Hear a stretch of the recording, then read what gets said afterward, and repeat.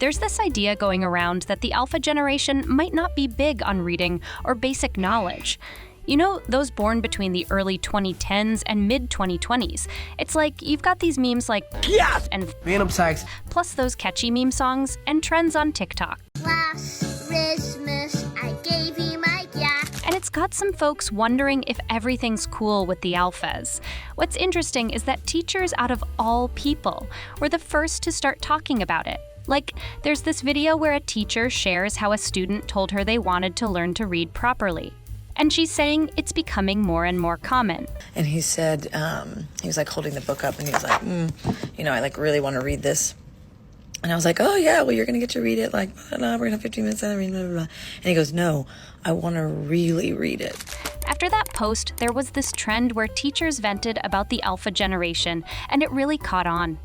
The person behind one of the videos was like, maybe it's all because of the pandemic.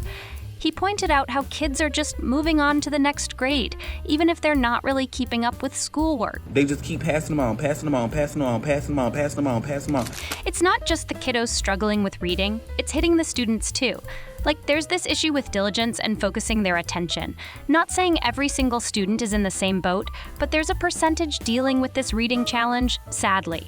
Finally, Dr. Shorens chimes in with her insights. She used to teach fifth graders dealing with serious language issues. Those fifth graders with their language struggles could actually write better than today's seventh graders without such impairments. And my fifth graders with significant language-based learning disabilities could write better than non-disabled seventh graders can now.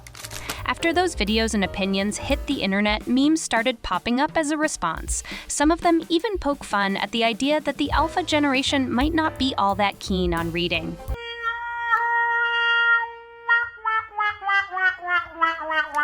This whole thing has caused even more buzz and discussion around the idea that the alpha generation is mostly about staring at vibrant screens.